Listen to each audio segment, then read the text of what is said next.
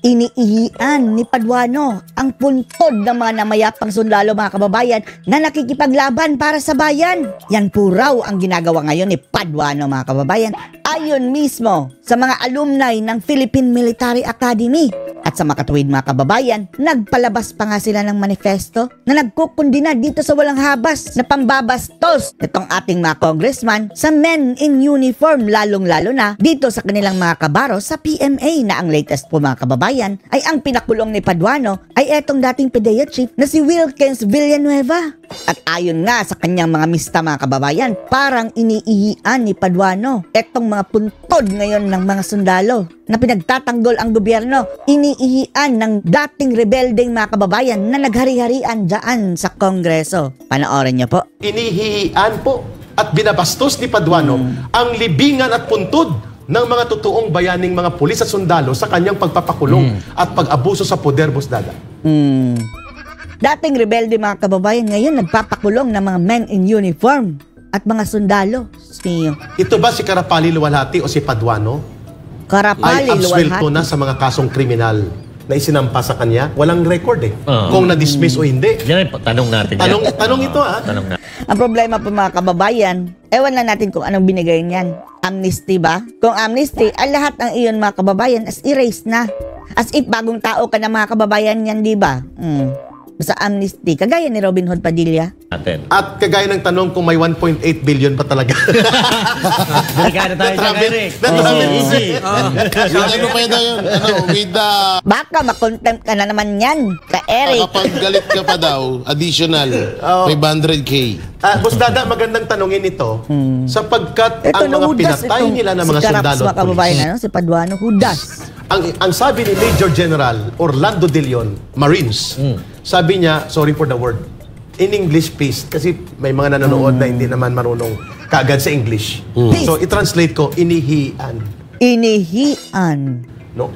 Umiihi si Paduano sa puntod at libing. Ang bastos, no? Ganyan kabastos mga kababayan si Paduano. Ng mga bayaning totoong nagtanggol ng demokrasya, mga pulis at sundalo, sapagkat ang pinakulong niya, PMA Class 1988 yan. Nako. So, ang word na ginamit PMA mga kababayan, pinakulong ng isang dating rebelde. Ewan lang talaga natin na kung dati nga lang ba. Sana maimbestigahan din mga kababayan, baka tuloy-tuloy pa rin ang kanyang association dyan sa NPA. Nang sa gayon, masakotin na yung Paduano Major General Orlando De Leon, retired Marines, Paduano is making a piecing on. Iniihian niya ang puntod ng mga bayaning sundalo at pulis na pinagpapatay nila. That is a very strong message coming from retired Major General Orlando De Leon. At nakakabahala yan sapagkat sino po ang nagkakanlong kay Paduano aside kay Akop at sa Congress? Si Tambaluslos. Ano po mga krimen niya? Mga pinagpapatay nila, pinag-a-ambush nila. Alex Bungkayaw Brigade daw mga kababayan, yan yung mga hitman. Yung nag-aabang lang, ambush o ganyan mga kababayan. Anyway, mga duwag yan, mga ganyang klase mga kababayan. Yung iko-cut off guard ka, hindi ka lalaban ng harapan, aabangan ka lang mga kababayan. Yan ang purpose ng Alex Bungkayaw Brigade, mga hitman. Nagpasorry ba ito? Na-absuelto ba ito? Na-amnesty ba ito? These are gray area. Surrender lang.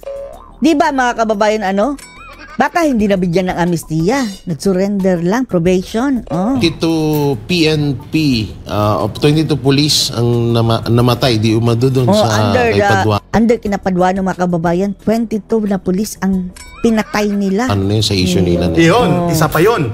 At ang daming pinatay ng NPA. Sabi ng SMNI. Nung nasa NPA pa siya, at nung nasa RPA-ABB sila, na dapat mapanagot siya. Lalo na ito pati si Franz Castro. Dahil under appeal siya, samantalang si Pastor Kibuloy ay hindi convicted, may kaso lang, hindi makalabas. At ang mga ministro si Franz Castro, free as a bird. KOGC. Samantalang itong convicted criminal sa Toro Campo and Franz Castro ay hindi nakukulong at si Paduano na most likely may mga pending criminal cases sa pagpatay sa mga pulis at sundalo, panununog at pangbobomba at hindi inilalantad ng gobyerno ngayon. Sino ang kadler niya? Hindi kaya ka Eric may ex-deal tong mga to? Most likely. Most likely. Sinong kadler? O sinong kanyang protector. Maliban sa kay Martin Romualdez, sa House Speaker at kay Akop, sino ang nag-handle sa kanya? Pwede ba? Yung Makabayan Black na naman siguro. Ito, nagtatanong na ngayon ng taong bayan. At ang challenge ngayon sa mga retired and active military officers, napakalinaw po ng napakasakit at puno ng emosyon na inihayag ni PME Class 1982 at retired Marine General, Marine Major General Orlando De Leon, inihihian po at binabastos ni Paduano ang libingan at puntod ng mga totoong bayaning mga pulis at sundalo sa kanyang pagpapakulong at pag-abuso sa poder, Boss Dada. Tapos sa hearing, mga kababayan, sigaw ng sigaw. Galit palagi mga kababayan. Tapos makausap niya, sinisigawan.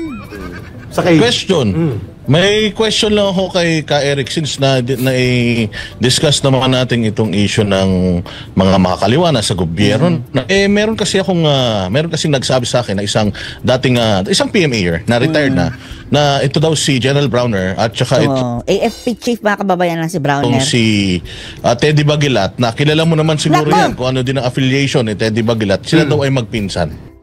Nako, Diyos mio, patay tayo dyan. Magpinsan ang AFP chief mga kababayan at saka Teddy Bagilat na isang dilawan na kabilang din sa mga kabalahibo yan ni Renato Babalo. Totoo ba na magpinsan yung dalawa? Hindi ko ma-confirm, Boss Dada, but may possibility na may bloodline kasi ang mga... Posible din. Di ba taga Baguio something dyan? Baka magkamag-anak lang din mga kababayan.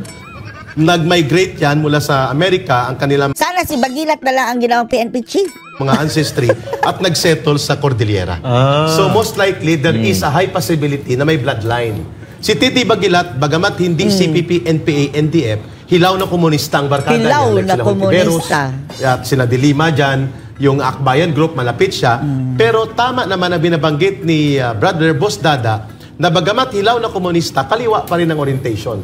Wala lang silang direktang armado. So is there a possibility na may bloodline connection sa Chief of Staff? There is a possibility. But on the question of professional integrity of the Chief of Staff, ni General Browner, nasa sa kanya yan para kanyang patunayan na hindi siya maapektuhan ng bloodline or political influence sa mga pamilya na kanyang... Wala din tayong tiwala dyan kay Browner mga kababayan. Dahil appointee yan ni Ngagnag handpick talaga mga kababayan. Ewan na natin kung si Ngagnag nga ba. Baka ang may gusto niyan si Tamba o di ba kaya si Madam Lisa Araneta. Kagaya ni Marbil. Iba naman ang gusto ni BBM daw dati mga kababayan. Ang sabi. Yan ang sabi. Pero talagang ang gusto ni Tamba ang nasunod. Si Marbil na kababayan niya sa lately. Kalinya sa kanya. Na hindi lahat ng nagdodroga ay addict. Kanyang term talaga mga kababayan. Addict. Yung bloodline, like itong kung possibility na may connection siya kay former Congressman Teddy Bagilat na isang mga agitator din, kalinya ng mga hilaw na komunista, dapat patunayan niya ito. At lalo na pong binabanggit, this is a big challenge for him to speak up as a Chief of Staff. Yes. Hayaan mo ba na insultuhin ang Philippine Military Academy? At okay lang sa kanya. Okay lang sa kanya dahil na presidente nga na Commander-in-Chief, walang say.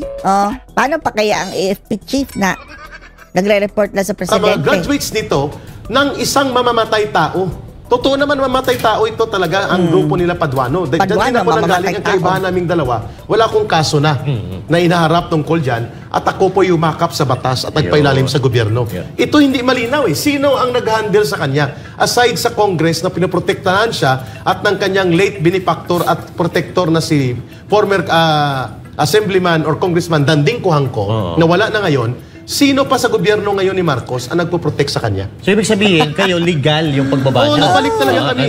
Kayo yung mga rebel returnees na tinatawag. Yes. So, ang question natin, kung paano nakalantad itong si Paduano sa kung anong status? Baka hindi dumaan sa legal ba mga kaso? Kasi walang malinaw na may amnesty at walang malinaw na ito'y na-dismiss ang mga kaso niya, Boss Dada. And that is the reason that the Armed Forces of the Philippines... Pero wag na tayong umasa ngayon mga kababayan. Under the Ngagnag administration, mamaya na kapag si Sara na. Ewan lang natin kung buhay pa ba yan si Paduano 2028. Pagdating doon, natatagta rin natin yan ng pinong-pino si Paduano at mabubulok yan sa kulungan. And even the Philippine National Police, si Marbil ay PME graduate 91 yan. Si General Wilkins, 88, 89, 90, upper class. Sila. Si Wilkins, na dating PDEA Director General sa panahon ni former President Rodrigo Duterte, ay senior, samantalang first year si General Marbil. At si Pero may mas senior pa sa kanya mga kababayan. Si Karapali, Luwalhati, a.k.a. Paduano. General Browner ay direct Pinakulong si Wilkins. junior ni General Wilkins kasi class 88 ang mga ito.